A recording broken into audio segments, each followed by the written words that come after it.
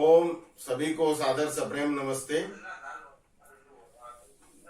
धर्म की जो चर्चा चल रही थी, धृत क्षमा दमो अस्तेयम शौच इंद्रिय निग्रह धीर विद्या सत्यम अक्रोधो दशकम धर्म लक्षणम।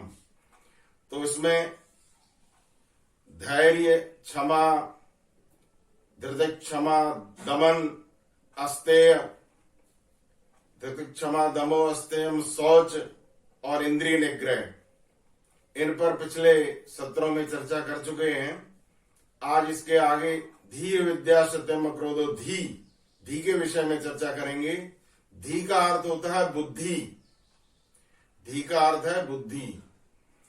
जिस तरह से गायत्री मंत्र में सद्बुद्धि की याचना की गई है, उसी तरह से धर्म के लक्षणों में ये धी शब्द आया है। हमारी बुद्धि यदि सद्बुद्धि होगी तो पीछे की जो बातें बताई हैं, धैर्य, इस सद्बुद्धि होगी तो हम धैर्यशाली भी होंगे, क्षमा भी होगी, इंद्रियों को बस में भी रख पाएंगे, पवित्रता भी होगी। तो मुख्य बात जो है वो बुद्धि की कही गई है। संसार में आपको मालूम है बुद्धि का सबसे अधिक महत्व है। दो प्रकार की सृष्टि है, एक जड़ सृष्टि निर्जीव और दूसरी चेतन सृष्टि। तो जड़ और चेतन की महत्ता, एक चींटी जो है उसका भी महत्व एक पहाड़ से अधिक है, क्योंकि उसके अंदर बुद्धि है। तो जितने भी चेतन पदार्थ हैं उनकी महत्ता बुद्धि के कारण है।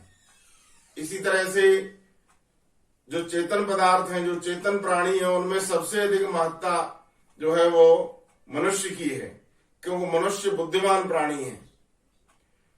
बाकी जो पशु पक्षी आदि हैं उनको तो एक रास्ता परमपिता परमात्मा ने बता दिया है। वो आज से 1000 साल पहले भी उसी रास्ते पर चलते थे, आज भी उसी रास्ते पर चलते हैं। पशु पक्षी जो है वो कभी अपने रास्ते से भटकते नहीं हैं।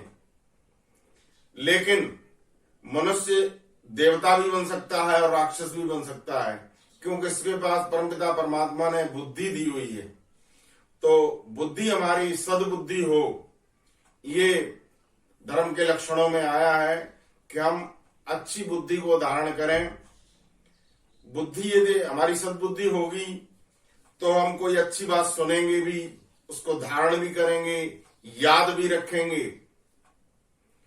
आपको एक दो दृष्टांत बता करके अपनी बात प्रारंभ करते हैं। आपने गुरुदत्त विद्यार्थी का नाम सुना है। गुरुदत्त विद्यार्थी वो महापुरुष थे जो कि पहले तो परमपिता परमात्मा के अस्तित्व को ही नहीं मानते थे, लेकिन ऋषि दयानंद के जब उन्होंने अजमेर में अंतिम दर्शन किए तो ईश्वर की सत्ता पर उन्हें विश्वास हो गया था। गुरुदत्त विद्यार्थी जो थे वो बहुत बुद्धिमान थे। उनके अंदर बुद्धि का जो अस्तित्व था बहुत ज्यादा था, बहुत विकसित थी। इतनी विकसित थी कि वो पुस्तक को बहुत जल्दी याद कर लेते थे। एक बार जो पढ़ते थे उनको याद हो जाता था। वो पुस्तकालय से पुस्तकें लाते थे और पढ़ करके बहुत 2-3 दिन में लौटा देते थे। एक बार उनके पुस्तकालय अध्यक्ष ने उनसे कहा कि आप पुस्तकें केवल देखने के लिए ले जाते हो क्या? तो उन्होंने कहा नहीं, मैं तो पूरी पढ़ करके आता हूं। आप किसी भी पुस्तक में से कोई भी प्रसंग निकालिए, मैं आपको बता दूंगा कितने पृष्ठ पर है वो। तो इतनी स्मरण शक्ति, उनकी बुद्धि इतनी तेज थी। तो पुस्तकालय अध्यक्ष ने जब पुस्तक को उठा करके बीच में से कोई प्रसंग निकाला तो उन्होंने बता दिया कि उनको एक एक प्रसंग कहां पर है सब याद था। विद्यार्थियों के लिए बुद्धि का बहुत अधिक महत्व है, इसलिए गायत्री मंत्र को महत्व दिया गया है। गायत्री मंत्र में कहा गया है धियो यो न प्रचोदयात्, परमपिता हमारी बुद्धि को सन्मार्ग की तरफ प्रेरित करे। एक और दृष्टांत बताते हैं। प्राचीन काल में हमारे देश में शिल्प विद्या बहुत बढ़ी हुई थी। एक बार एक राजा ने ऐसी घोषणा कर दी कि सभी शिल्पकार अच्छी अच्छी मूर्तियां बनाएं, शिल्प विद्या को आगे बढ़ाएं और मेले में उनको लगाएं। यदि वो उनकी मूर्ति नहीं बिकेगी तो ये जो राज्य है, राज्य के अधिकारी उसको खरीद लेंगे और संग्रहालय में रखेंगे। तो एक शिल्पकार था, उसने बहुत मेहनत करके 3 मूर्तियां बनाई। तीन मूर्तियां बनाई और वो मूर्तियां जो थी वो देखने में तीनों एक जैसी लगती थी। बहुत सुंदर मूर्तियां थी। मूर्तियां बना करके उसको उन्होंने, उस शिल्पकार ने मेले में जाकर के रख दिया और उनके ऊपर उनकी प्राइस लिख दी। पहली मूर्ति की जो कीमत थी, प्राइस थी, वो थी 1 रुपया, दूसरी की थी 10 रुपया और तीसरी जो मूर्ति थी उसकी कीमत 1000 रुपये रखी। मूर्तियां देखने में बहुत आकर्षक थी, बहुत सुंदर थी। जो भी उन्हें देखता था आकृष्ट हो जाता था, एकदम सजीव जैसी लगती थी। लोगों को ऐसा लगता था कि ये मूर्तियां बोल पड़ेंगी। पूरे मेले में घूमते हुए लोग आकर के वो मूर्तियां देखते थे और उनकी कीमत भी देखते थे। फिर कहते थे कि ये तीनों मूर्तियां इतनी सुंदर हैं तो ये 1 रुपए वाली मुझे दे दो, क्योंकि 1000 रुपए वाली भी वैसी है। लेकिन उस शिल्पकार ने एक शर्त लगा रखी थी कि तीनों मूर्तियां एक साथ एक ही व्यक्ति को लेनी पड़ेंगी। तो पहली की कीमत 1 रुपया, दूसरे की 10 रुपए, तीसरी की 1000 रुपए। उस समय 1000 रुपए की बहुत अधिक वैल्यू हुआ करती थी। तो किसी भी व्यक्ति की ये हिम्मत नहीं हुई कि तीनों मूर्तियां खरीद सके। सुबह से शाम तक उसकी मूर्तियों की बिक्री नहीं हुई। तो फिर उसने राजा को सूचना दे दी कि हमारी मूर्तियां नहीं बिकी हैं। राजा ने कहा ठीक है, उनको इधर ले आओ और हमारे संग्रहालय में जमा करा दो। जब जमा कराने के लिए वो ले गया तो जो राज्य अधिकारी था उसने उससे कहा कि ये एक मूर्ति जो 1000 रुपए की है और एक 1 रुपए की है, एक 10 रुपए की है। 1 रुपए वाली और 10 रुपए वाली दो मूर्तियां हम ले लेंगे और उनके 100 रुपए आपको दे देंगे। आप 1000 रुपए वाली अपने घर ले जाओ, उसको कहीं और बेच देना, आपको अच्छी कीमत दो मूर्तियों की मिल जाएगी। लेकिन उसने कहा नहीं, हमारी शर्त तो वही है जो मेले में थी, वही यहां पर है, तीनों मूर्तियां एक साथ जाएंगी। तो इस तरह से वो राज्य अधिकारी जो था वो भी उन मूर्तियों को नहीं ले सका। तो राजा ने कहा ठीक है, रखवा दीजिए, लेकिन मैं पहले देख लेता हूं। राजा स्वयं चल करके वहां पर आया और उसने कहा, देखा उन मूर्तियों को, मूर्तियां देखने में एक जैसी दिखती थी। तो राजा ने कहा आपकी मूर्तियों की बिक्री नहीं हुई है, मूर्तियां बहुत सुंदर हैं, आकर्षक हैं, इनकी कीमत मैं दे देता हूं, लेकिन मैं जानना चाहता हूं कि इन मूर्तियों में क्या विशेषता है। तो उसने कहा ठीक है। तो पहली 1 रुपए वाली जो मूर्ति थी उसके अंदर उसने तिनके लेकर के और राजा से कहा इसके कान में तिनके डालो। तो एक तरफ से कान में वो तिनके को प्रविष्ट कराया, तिनका टूट जाता था। दूसरी तरफ से तिनकों को प्रविष्ट कराया, तिनका टूट गया। इस तरह से कान के अंदर कोई भी तिनका नहीं गया, कान उसके पूरी तरह बंद थे। तो शिल्पकार ने कहा कि ये मूर्ति इस बात का संदेश देती है कि संसार में 3 प्रकार के लोग हैं। पहली मूर्ति बताती है कि कुछ लोग तो ऐसे हैं जो अच्छी बातों को सुनना ही नहीं चाहते, अच्छी बातों को सुनने के लिए आना ही नहीं चाहते। उनकी बुद्धि में बैठा हुआ है कि कोई बात सुननी नहीं है। जब उनको सुननी नहीं है तो सुधार कैसे होगा। तो ये पहले दर्जे के व्यक्ति हैं और इनकी कीमत ज्यादा नहीं है। ये पशुवत जीवन जीते हैं और इस संसार में आकर के चले जाते हैं, इसलिए इनकी कीमत केवल 1 रुपया है। इसी तरह से